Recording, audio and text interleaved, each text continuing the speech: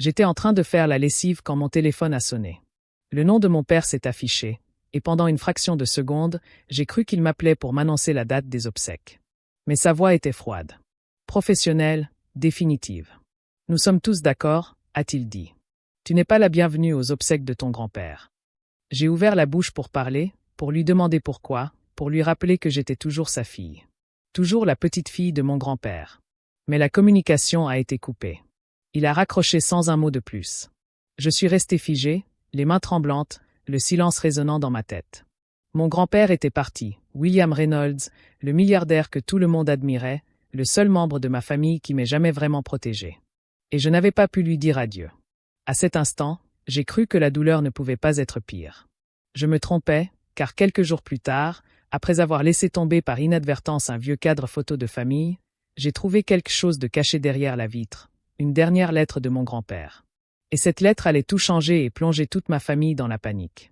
On a toujours cru que j'avais de la chance. En entendant mon nom de famille, Reynolds, ils imaginaient aussitôt privilèges, protection et soutien inconditionnel. Ils imaginaient un grand-père ayant bâti un empire valant des milliards de dollars, un père le dirigeant avec assurance et une famille unie comme un roc. La réalité était bien plus calme et bien plus froide.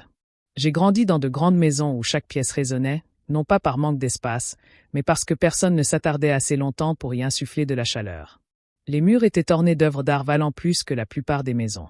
Pourtant, l'atmosphère était toujours tendue, comme si un seul mot de travers pouvait déclencher une explosion invisible. Mon père, Richard Reynolds, dirigeait l'entreprise et la maison de la même manière, par le contrôle. Il pensait que le respect naissait de la peur et que l'amour rendait faible. Les compliments étaient rares. Les critiques, incessantes. Chaque réussite était accueillie par une seule question. As-tu fait de ton mieux? J'ai appris à mesurer ma valeur à son silence. Ma tante Linda, le génie financier de la famille, n'élevait jamais la voix, mais sa désapprobation était cinglante et précise. Elle me parlait comme elle examinait les rapports, vite, efficacement, sans s'intéresser à ce qui n'apportait rien. Je sentais son regard scrutateur à chaque fois que j'entrais dans une pièce, comme pour décider si j'étais un atout ou un fardeau. Mon oncle Marc traitait les interactions familiales comme des transactions commerciales. Il ne se souvenait des anniversaires que si cela l'arrangeait. Les compliments étaient toujours intéressés. Les conversations ressemblaient à des négociations où je n'avais rien à offrir. Les réunions de famille n'étaient ni bruyantes ni chaotiques. Elles étaient impeccables, maîtrisées. Tout le monde souriait, mais personne ne se détendait. On ne se disputait pas, on manœuvrait. On ne consolait pas. On observait. Et j'ai appris très tôt que les sentiments étaient faits pour être gardés pour soi. Je me suis adaptée. Je suis devenue prudente, polie, facile à ignorer. La seule personne qui ait jamais rompu ce silence était mon grand-père. William Reynolds était différent des autres d'une manière impossible à ignorer. Il ne monopolisait pas les conversations. Il ne testait pas les gens. Il posait des questions et attendait les réponses. À 16 ans, quand mon père m'a dit que j'étais trop sensible pour survivre dans le monde de Reynolds, je me suis enfermée dans la salle de bain des invités et j'ai pleuré à chaudes larmes. C'est mon grand-père qui a frappé doucement à la porte. « Sophia », a-t-il dit, sans impatience ni colère. « Just and quiet ». Plus tard, assise à côté de lui sur la terrasse, il m'a dit quelque chose que je n'ai jamais oublié. « Dans cette famille, on confond dureté et force », a-t-il murmuré. « Ne fais pas cette erreur. » Il était le seul à ne jamais avoir cherché à me modeler. Il ne m'a jamais opposé à l'entreprise. Il ne parlait pas de l'héritage comme d'une arme. Il me demandait ce qui me faisait vibrer. Il m'écoutait quand je parlais. Et d'une certaine manière, cela a tout changé. En grandissant, la distance entre ma famille et moi est devenue permanente. J'ai choisi une voie plus tranquille. J'ai construit une vie authentique. J'ai épousé Ethan, qui m'aimait inconditionnellement, sans épreuve. Je suis restée respectueuse envers ma famille, tout en gardant mes distances. Pourtant, une partie de moi croyait encore que les liens du sang comptaient, que malgré les tensions, malgré la place insignifiante que j'occupais dans leur monde, il y avait des moments où les barrières familiales étaient infranchissables. Je croyais que la mort était l'un de ces moments. Je pensais qu'au décès de mon grand-père, je serais seule à le pleurer comme un petit-fils. J'ignorais alors à quel point je me trompais. Car lorsque mon père m'a dit que je n'étais pas le bienvenu aux funérailles, cela ne m'a pas seulement brisé le cœur. Cela a enfin révélé la vérité que j'avais fui toute ma vie. Je n'avais jamais vraiment appartenu à la famille Reynolds. J'avais simplement été tolérée, jusqu'à ne plus en faire partie. Je n'ai pas appris la mort de mon grand-père par ma famille. Cela aurait dû me mettre la puce à l'oreille. C'est Claire, ma plus vieille amie, qui m'a appelé tôt ce matin-là. Sa voix était hésitante. Prudente, comme quelqu'un qui marche sur un fil. Sophia, je ne savais pas comment te le dire autrement, a-t-elle murmuré. Je viens de voir l'avis de décès. Ton grand-père est décédé hier soir. Un instant, j'ai eu le souffle coupé. La pièce se brouillait autour de moi. Ma tasse m'a glissé des mains, du café brûlant s'est renversé sur l'évier, mais je ne l'ai pas senti. Je n'arrivais pas à y croire. Je lui avais parlé quelques jours auparavant. Sa voix était plus faible, certes, mais toujours chaleureuse. Toujours lui. J'irai le voir la semaine prochaine, lui avais-je dit, plus pour moi que pour Claire. Il m'avait promis qu'on parlerait. Il le faisait toujours. Après avoir raccroché, je suis restée assise, silencieuse, à fixer le mur, attendant que le téléphone sonne à nouveau, que mon père, ma tante, que quelqu'un de ma famille me dise. On est désolé. On revient. Tu devrais rentrer. Rien. 1 heure passa, puis 2, et finalement, je n'en pus plus. Mes mains tremblaient tandis que je composais le numéro de papa. La sonnerie fut plus longue que d'habitude avant qu'il ne réponde. Qu'y a-t-il, Sophia? Demanda-t-il d'un ton amer, impatient comme si je l'interrompais en pleine réunion. Je viens d'apprendre pour grand-père, dis-je prudemment. C'est vrai. Il y eut un silence. Pas le genre de silence empreint de tristesse, mais celui empreint de calcul. Oui, répondit-il. Il s'éloigna paisiblement. Javelin ma salve. Quand sont les obsèques? Nouveau silence. Plus long cette fois. C'est pour ça que j'appelle, dit-il d'une voix soudain distante. On en a parlé en famille. Un frisson me parcourut. Discuter de quoi? On était tous d'accord, dit mon père sèchement. Tu n'es pas la bienvenue aux obsèques. Je ris une fois, car ces paroles n'avaient aucun sens. De quoi parles-tu? C'était mon grand-père. Ce n'est pas une négociation, siffla-t-il. Tu as fait tes choix. Tu as quitté cette famille. N'en rajoute pas. Je ne l'ai pas quitté, dis-je d'une voix brisée. Je l'aimais. Il m'aimait. Tu ne peux pas me priver de ça. Tu es émotive, répliqua-t-il froidement. C'est précisément pour ça qu'on a pris cette décision, papa. La communication fut coupée. Je fixais mon téléphone, attendant qu'il se rallume, attendant qu'il me rappelle, qu'il dise qu'il ne le pensait pas, qu'il avait été trop dur, que bien sûr je pouvais venir. Il ne l'a jamais fait. J'ai essayé d'appeler ma tante Linda, sans réponse. J'ai envoyé un SMS à mon oncle Marc, resté sans réponse. J'ai même contacté l'assistante familiale, quelqu'un qui m'avait vu grandir, pour n'obtenir qu'une réponse glaciale. Désolé, Sophia. Je ne fais que suivre les instructions. Das Instructions? Ce mot m'a anéanti. À la tombée de la nuit, la réalité m'a frappé de plein fouet. Ma famille ne faisait pas son deuil ensemble. Ils avaient creusé un fossé entre eux, et j'étais exclue. Assise au bord du lit, je fixais la valise que j'avais déjà commencé à défaire par réflexe. Ethan s'est assis à côté de moi, sa main posée doucement sur mon dos. Ils ne peuvent pas faire ça, a-t-il dit doucement. Tu devrais être là. Je sais, ai-je murmuré. Mais ils se fichent de ce qui est juste. Ce qui les intéresse, c'est le contrôle. Pour la première fois, j'ai senti quelque chose changer en moi. Pas seulement de la tristesse, mais de la peur. Car s'ils étaient prêts à m'effacer des funérailles de mon grand-père, qu'étaient-ils prêts à effacer d'autres? Le jour des funérailles est arrivé sans prévenir. Pas de robe noire sur mon lit, pas d'itinéraire, pas d'adresse, juste un matin calme qui me semblait profondément étrange. Le monde, dehors, continuait comme si de rien n'était. Et la douleur était plus vive que je ne l'avais imaginé. Je savais exactement ce qui se passait à des kilomètres de là. Le grand hall, le sol en marbre poli, la longue file de voitures noires arrivant dans la cour. J'imaginais ma famille réunie, recevant les condoléances, parlant à voix basse et respectueuse. Je me demandais si le nom de mon grand-père était prononcé avec une véritable tristesse ou un soulagement sincère. J'ai préparé du café. Je n'en ai pas bu et j'ai allumé la télévision, puis je l'ai éteinte. Chaque son me paraissait assourdissant. Le silence était insupportable. Ethan m'a demandé si je voulais de la compagnie. J'ai secoué la tête. J'ai besoin d'être seul.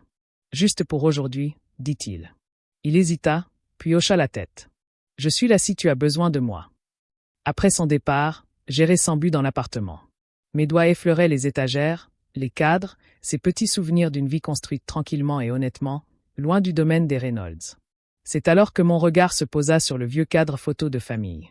Il trônait sur l'étagère du bas, légèrement de travers.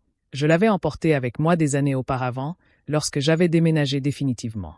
La photo à l'intérieur datait d'un été lointain, prise sur la pelouse derrière la maison de mon grand-père.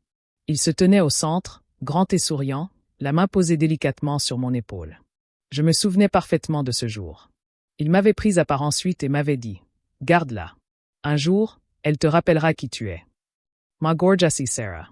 Je tendis la main vers le cadre, voulant le redresser, mais mes doigts glissèrent. Le cadre heurta le sol avec un craquement sec. Le verre se brisa. Je poussai un cri étouffé et m'agenouillai aussitôt, le cœur serré. Mes mains battaient la chamade, comme si j'avais commis l'impardonnable. « Pardon », murmurai-je instinctivement, les mots s'échappant de ma bouche avant même que je puisse les retenir. En ramassant les morceaux brisés, je remarquai quelque chose d'étrange. Le dos du cadre n'était pas plat. Il y avait une petite bosse, à peine perceptible à moins de la chercher. Mes mains se figèrent. Lentement, avec précaution, je décollai le carton. Un morceau de papier plié glissa à l'extérieur. Pendant un long moment, je le fixai, le souffle court, les pensées tourbillonnantes. Le papier était jauni sur les bords, froissé comme s'il avait été ouvert et fermé de nombreuses fois. Je reconnus immédiatement l'écriture. Celle de mon grand-père. Mes mains tremblaient tandis que je le dépliais. La pièce me parut soudain trop petite, trop silencieuse, comme si les murs eux-mêmes écoutaient. La première ligne me coupa le souffle. « Sophia, si tu lis ceci, c'est que je ne suis plus là, et que quelque chose de terrible s'est produit. » Je m'effondrai sur le sol, la lettre tremblant entre mes mains. Tandis que je lisais soudain, mon chagrin se transforma en une douleur plus vive. Mon grand-père y évoquait ses craintes, les pressions qu'il subissait, les décisions prises en son nom.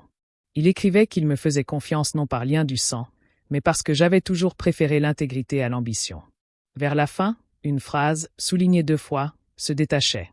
Si jamais mes volontés sont remises en question, cette lettre est la preuve que je n'ai pas consenti. Des larmes brouillèrent la page. À cet instant, tout bascula. Ma famille ne s'était pas contentée de m'exclure des funérailles. Elle me cachait quelque chose, et mon grand-père le savait. Je pliai lentement la lettre, les mains désormais fermes, le cœur battant d'une nouvelle compréhension. Il ne s'agissait plus seulement de dire adieu. Il s'agissait de la vérité, et j'étais la seule à la connaître. Je ne parlais de cette lettre à personne ce soir-là. À Ethan, ni à Claire, pas même à moi-même, absolument personne. Je la reposai sur la table, lissai les plis de mes doigts tremblants et la fixai comme si elle allait disparaître si je détournais le regard trop longtemps. Mon grand-père avait su. Cette pensée résonna en moi. Ces pensées tournaient en boucle dans ma tête. Il savait qu'ils essaieraient de me faire taire. Il savait qu'ils m'excluraient, m'isoleraient, me feraient douter de ma place dans la famille. Et pourtant, discrètement, sans confrontation, il s'était préparé à ce moment. J'ai à peine dormi. Chaque fois que je fermais les yeux, j'entendais à nouveau la voix de mon père. Nous étions tous d'accord. Je me demandais quand cet accord avait été conclu, autour de quelle table, dans quelle pièce je n'avais jamais été invité. Le lendemain matin, mon téléphone a sonné. Je me suis figé. C'était ma tante Linda. Elle ne m'avait pas appelé directement depuis des années. J'ai laissé sonner 2 fois avant de répondre. « Salut Sophia », a-t-elle dit d'une voix inhabituellement douce. « J'ai entendu dire que tu traversais une période difficile. » J'ai failli rire. « Tu veux dire après avoir appris que je n'étais pas la bienvenue aux funérailles de mon propre grand-père » ai-je demandé, après une pause, puis un soupir contenu. « On ne voulait pas te contrarier. Tu ne voulais pas que je sois là ?» J'ai répondu. « Il y a une différence. » Elle a fait la sourde oreille. « Le décès de votre grand-père a été très éprouvant pour nous tous. Les émotions sont à vif. Des décisions ont été prises rapidement. Des décisions me concernant, ai-je précisé. Un autre silence, plus long cette fois. « Écoutez » a-t-elle poursuivi. « Il est préférable pour tout le monde que les choses restent en ordre. La succession est réglée. Le testament est clair. Il n'y a pas lieu de créer des conflits inutiles. » J'ai serré plus fort le téléphone. « Je n'ai rien créé. Je vous demande simplement d'être raisonnable, » a-t-elle dit gentiment. Mais il y avait une pointe d'amertume dans ses paroles. Vous avez construit votre propre vie. Vous n'avez pas besoin d'être mêlé à ça. J'ai regardé la lettre sur la table. Je crois que mon grand-père voulait que je sois impliqué, ai-je murmuré. Sa voix s'est immédiatement refroidie. Vous l'a-t-il dit? Non, ai-je répondu. Il l'a écrite. Silence. J'aurais presque pu l'entendre compter à l'autre bout du fil. Eh bien, a-t-elle dit lentement. Quoi que vous pensiez avoir.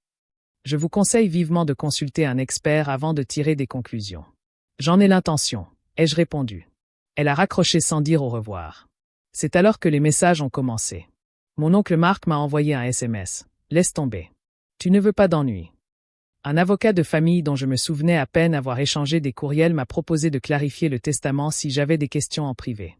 Même un vieil ami de la famille m'a contacté pour me rappeler la fragilité des rumeurs. Ils n'ont pas crié. Ils n'en avaient pas besoin. Leur message était clair. Sinon, tais-toi. Ethan m'a regardé arpenter le salon, la lettre à la main. Ils ont peur, a-t-il dit calmement. Ils sont puissants, ai-je répondu. Et moi, je ne suis que moi. Il m'a pris la lettre des mains et la lut lentement. Quand il eut fini, sa mâchoire se crispa. Tu n'es pas n'importe qui, et il ne s'agit pas d'argent. Il s'agit de faire entendre la voix de ton grand-père. Je sais que ce soir-là, j'ai pris une décision que j'avais évitée toute ma vie. J'ai cessé d'essayer de maintenir la paix. Le lendemain matin, j'ai pris rendez-vous avec une avocate indépendante, quelqu'un sans lien avec ma famille, qui n'avait rien à se reprocher. Elle s'appelait Rachel Moore. Assise dans son bureau, baignée de soleil, j'ai enfin déplié la lettre et l'ai posée sur son bureau. Rachel la lut attentivement, son expression passant de neutre à déterminée. Ceci, dit-elle en tapotant légèrement la page, n'est pas une simple lettre de condoléances. C'est un avertissement. J. avail ma salve. Je ne me fais donc pas d'illusions. Non, répondit-elle fermement. Et si votre famille vous presse de garder le silence, cela me dit tout. Pour la première fois depuis la mort de mon grand-père, j'ai ressenti quelque chose de plus fort que la peur. J'ai ressenti de la lucidité. Quoi qu'il arrive ensuite, oppression, menace, isolement, je n'étais plus seul. Plus jamais, et je n'ai pas cédé. Dès que j'ai engagé Rachel, tout a changé. Pas immédiatement, pas de façon spectaculaire. Au début, c'était subtil, trop subtil pour être une coïncidence. Les appels ont cessé pendant 2 jours entiers. Mon téléphone est resté muet. Aucun message de ma tante, aucun avertissement de parents éloignés, aucun rappel poli à l'ordre. C'était le calme avant la tempête, et cela m'inquiétait plus que toutes les menaces. Rachel l'avait remarqué aussi. Ils se regroupent, dit-elle lors de notre deuxième rencontre. Les familles puissantes ne réagissent pas émotionnellement. Elles réagissent stratégiquement. J'acquiesçai. Mes doigts étaient si serrés que j'en avais mal. Que va-t-il se passer maintenant? Ils vont essayer de contrôler l'histoire, répondit-elle. Et si ça ne marche pas, ils essaieront de te contrôler. Je peux te le dire. Elle demanda la permission de contacter le tribunal des successions et de demander des copies du testament et des documents successoraux. J'acceptai, le cœur battant la chamade comme si je venais de franchir une limite invisible. Ce soir-là, mon père appela. Je fixai son nom sur l'écran pendant un long moment avant de répondre. Sophia, dit-il d'une voix presque calme. Il faut qu'on parle. On a déjà parlé, répondis-je. Tu as dit que je n'étais pas la bienvenue pour dire au revoir à mon grand-père. Ce n'était pas personnel, dit-il rapidement. C'était une question de stabilité. De la stabilité pour qui? Demandai-je. I'll ignore my question. J'ai entendu dire que vous aviez engagé un avocat. Oui. Un soupir. C'est inutile. Alors, allait-il m'interdire l'accès aux funérailles? Dis-je, sa patience s'effritant. Vous faites une grave erreur. Je fermai les yeux. Alors, expliquez-moi pourquoi. Nouveau silence. Je pouvais presque l'entendre choisir ses mots avec soin. L'entreprise, le domaine, la réputation de cette famille. Tout cela est fragile en ce moment. Si vous persistez, vous pourriez faire plus de mal que vous ne le pensez. Vous parlez de vous-même, dis-je doucement, sa voix se durcissant. Je parle de tout le monde. Comme je ne répondais pas, il continua, plus bas cette fois. Vous n'avez pas les moyens de nous combattre. Vous n'avez pas l'influence nécessaire, et porter l'affaire devant les tribunaux ne fera que vous isoler davantage. Je repensais à la lettre, à l'écriture de mon grand-père, à la façon dont il m'avait regardé la dernière fois que nous avions parlé. Comme s'il essayait de mémoriser mon visage. Je suis déjà isolé, dis-je. Vous vous en êtes assuré. Il raccrocha sans un mot de plus. Le lendemain, Rachel m'a transféré un courriel de l'équipe juridique de la famille. Il était soigné, poli et formulé avec précaution. Il suggérait une médiation. Il mettait en doute l'authenticité de toute correspondance personnelle. Ils avertissaient que de fausses déclarations pourraient entraîner des poursuites judiciaires. Rachel l'a lu une fois, puis m'a regardé. Il te teste. Tester quoi? Ai-je demandé. Si tu vas broncher. Je n'ai pas bronché. Au lieu de cela, je lui ai rendu la lettre. Cette fois, elle l'a examinée non pas comme un document, mais comme une preuve. Nous pouvons vérifier l'écriture, a-t-elle dit. Nous pouvons demander une expertise, puis nous déposerons une requête officielle pour suspendre une aide gouvernementale jusqu'à ce que l'affaire soit réglée. J'ai eu un mauvais pressentiment. Ça ne va pas leur plaire. Non, a-t-elle dit calmement. Ils vont paniquer. Cette nuit-là, je n'ai pas fermé l'œil. Le moindre bruit dans l'appartement me faisait battre le cœur à tout rompre. Chaque numéro inconnu sonnait comme un avertissement. Je n'étais pas suivi. Personne ne s'est présenté à ma porte. Mais la tension était palpable. Dans les silences entre les messages, face à cette soudaine bienveillance de personnes qui m'avaient ignoré pendant des années, Ethan m'a pris la main tandis que je fixais le plafond. « Tu peux arrêter », m'a-t-il dit gentiment. « Personne ne t'en voudra. » Je me suis tourné vers lui. Mon grand-père me faisait confiance et me disait la vérité. Il a hoché la tête et a tenu parole. Le lendemain matin, Rachel a déposé la demande, et en quelques heures, mon téléphone n'arrêtait pas de sonner. Appels, messages, messages vocaux. Ma famille ne me demandait plus de me taire. Elle l'exigeait. Et c'est là que j'ai compris que j'étais plus proche de la vérité qu'ils ne l'auraient jamais imaginé. Le rendez-vous était fixé à 10 heures. Rachel a insisté pour que nous arrivions en avance. Ce n'est pas une simple discussion, a-t-elle dit tandis que nous traversions le hall de marbre de l'immeuble de bureau du centre-ville. C'est une manœuvre de pouvoir. Ils s'attendent à ce que tu hésites. Je n'ai pas hésité.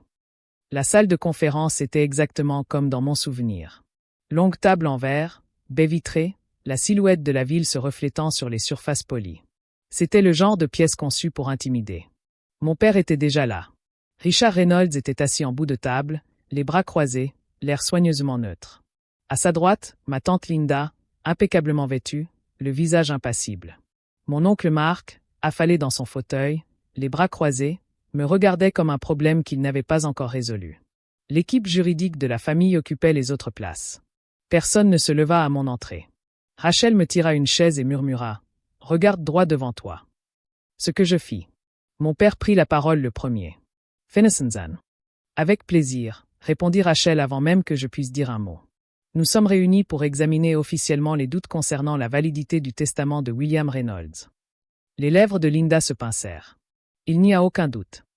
Rachel fit glisser un dossier sur la table. En réalité, il y en a plusieurs. J'ai senti tous les regards se tourner vers moi.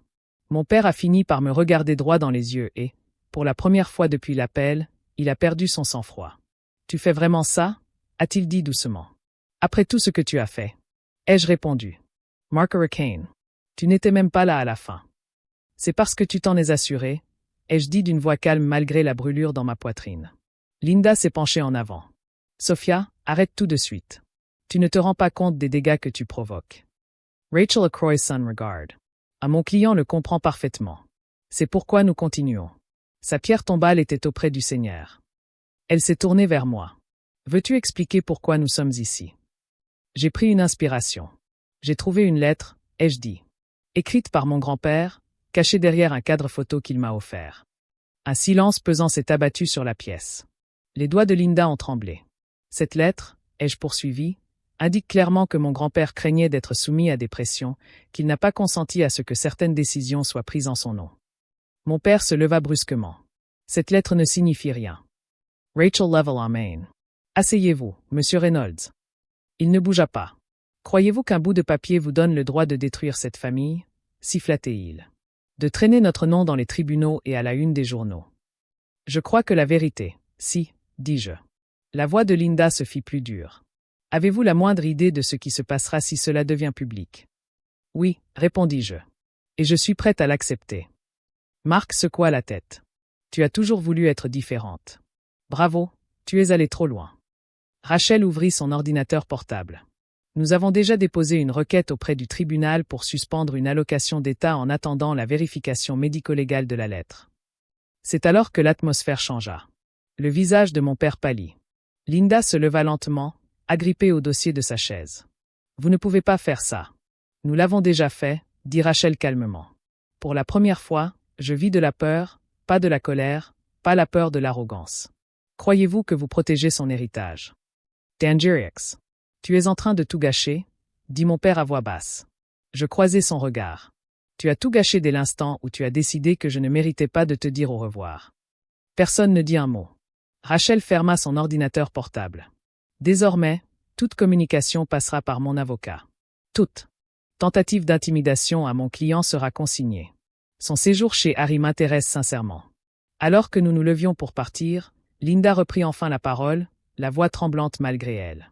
Sophie a J.T.N.P. Nous pouvons arranger ça. Je me suis retournée. Non, ai-je murmuré. Tu as eu ta chance. Rachel et moi sommes sortis ensemble, les laissant dans cette pièce vitrée pleine de reflets et de mensonges. Dehors, mes jambes flageolaient. Rachel me soutenait. Tu as fait exactement ce qu'il fallait. J'ai regardé le bâtiment une dernière fois, le cœur battant la chamade, les mains tremblantes. Je venais de tenir tête à toute ma famille. Et pour la première fois depuis la mort de mon grand-père, j'ai ressenti un soulagement presque palpable. Mais au fond de moi, je savais que ce n'était pas la fin. C'est à ce moment précis que tout a commencé à s'effondrer. Les conséquences ont été immédiates. Moins de 24 heures après cette réunion, Rachel a reçu la confirmation du tribunal des successions. La distribution de l'héritage de mon grand-père était officiellement suspendue. Une équipe d'experts indépendants allait vérifier l'écriture et la chronologie de la lettre, et toutes les parties concernées ont reçu l'ordre de conserver les documents et les communications. Pour la première fois depuis la mort de mon grand-père, la procédure n'était plus entre les mains de ma famille. Elle était entre celles de la loi. Mon téléphone n'arrêtait pas de sonner. Des messages provenaient de numéros que je n'avais pas vus depuis des années. Des appels lointains. Des proches, d'anciens assistants, même des gens qui m'avaient jadis considérée comme insignifiante. La plupart disaient la même chose. On ne savait pas. On est désolé. Tu es courageuse. Certains m'ont contacté, non par compassion, mais par curiosité, pour tenter de deviner la tournure des événements. Je n'ai répondu à aucun d'eux. J'avais appris à mes dépens qu'il fallait me faire confiance trop facilement. Mon père n'a pas appelé. Ce sont ses avocats qui l'ont fait. Ils ont demandé des reports. Ils ont contesté la procédure. Ils ont remis en question l'étendue de l'enquête. Chaque geste semblait moins empreint de confiance que de désespoir. Rachel, elle, est restée calme. Voilà ce qui arrive quand on perd le contrôle, m'a-t-elle dit lors d'une de nos conversations nocturnes. On réagit, on ne planifie pas. Le rapport d'expertise est arrivé 2 semaines plus tard. Rachel m'a appelé dans son bureau et a fermé la porte avant de parler. L'écriture correspond, a-t-elle simplement déclaré. La lettre est authentique. Je me suis assise brusquement, le souffle coupé. C'est vraiment lui qui l'a écrite, ai-je murmuré. Oui, a-t-elle répondu. Et plus encore, il existe des preuves que. Il l'avait rédigée des semaines avant que sa santé ne se détériore. Ce n'était pas de la confusion. C'était intentionnel. Cette confirmation a tout changé. Le tribunal a ordonné un examen complet du testament original. Certaines clauses ont été signalées. Des décisions autrefois considérées comme incontestables ont soudainement été scrutées à la loupe. Le front uni de ma famille s'est effondré presque du jour au lendemain. Mark a démissionné de toute implication, prétendant prendre ses distances avec le conflit. Linda a cessé toute apparition publique. Et mon père, jadis si sûr de lui, si intouchable, est devenu un nom chuchoté plutôt que célébré. Je n'ai pas célébré. J'étais en deuil car même lorsque la vérité a éclaté, ce qu'elle a révélé était dévastateur. Pas seulement une question d'argent ou de pouvoir, mais aussi de la facilité avec laquelle on pouvait justifier de faire taire quelqu'un qu'on prétendait aimer. Un soir, mon père a finalement pris contact avec moi, non pas par colère, mais par épuisement. « Tu n'étais pas obligé de faire ça », a-t-il dit doucement au téléphone. Je n'avais pas le choix, ai-je répondu. Il n'a pas discuté. Il ne s'est pas excusé non plus. Nous avons terminé l'appel en silence, et je savais qu'il n'y aurait jamais de réconciliation entre nous, mais j'en avais une avec mon grand-père. Quelques semaines plus tard, le tribunal a officiellement reconnu la lettre comme faisant partie de la succession. Les dernières volontés de mon grand-père, autrefois cachées sous verre, étaient désormais incontestables. Rachel a souri en me disant « Ta voix est officiellement consignée ». En quittant son bureau ce jour-là, le soleil me réchauffant le visage, j'ai ressenti quelque chose que je n'avais pas éprouvé depuis longtemps. Non pas la victoire, mais l'apaisement. Au final, rien ne s'est déroulé comme je l'avais imaginé. Il n'y a eu ni excuse publique, ni réconciliation spectaculaire, ni moment où ma famille a soudainement pris conscience du mal qu'elle avait causé. Et étrangement, je n'avais besoin de rien de tout cela pour aller de l'avant. Ce dont j'avais besoin, c'était de vérité. Le procès s'est déroulé dans le calme, méthodiquement. Comme la justice est censée fonctionner, non pas guidée par l'émotion, mais par les faits. La lettre de mon grand-père est restée inscrite au dossier. Ces mots protégés par la loi plutôt qu'étouffés par la peur. C'était comme une promesse tenue. J'ai choisi de ne pas me battre pour le pouvoir ou la reconnaissance. Je n'ai pas demandé à être au centre de l'attention. Ce qui comptait pour moi, c'était que la voix de mon grand-père ne soit plus réduite au silence et que j'ai enfin appris à protéger la mienne. Ma relation avec ma famille a changé à jamais. J'ai posé des limites là où je demandais autrefois de la compréhension. J'ai cessé de me justifier auprès de ceux qui avaient déjà décidé qui j'étais. La distance, ai-je appris, est essentielle. Ce n'est pas de la cruauté. C'est du respect de soi. Ethan a été à mes côtés à chaque étape. Inébranlable quand je vacillais. Calme quand la pression devenait insoutenable. Avec lui, J'ai bâti une vie définie non par l'héritage ou les attentes, mais par l'honnêteté et la sécurité. Voilà mon véritable héritage. Parfois, je regarde encore le cadre photo que la vitre a remplacé, la lettre soigneusement rangée ailleurs. J'imagine mon grand-père qui me regarde en silence, sachant que j'ai enfin accompli ce qu'il espérait. Je n'ai pas sauvé un empire familial. Je me suis sauvé moi-même. Et ce que j'ai appris est bien plus précieux.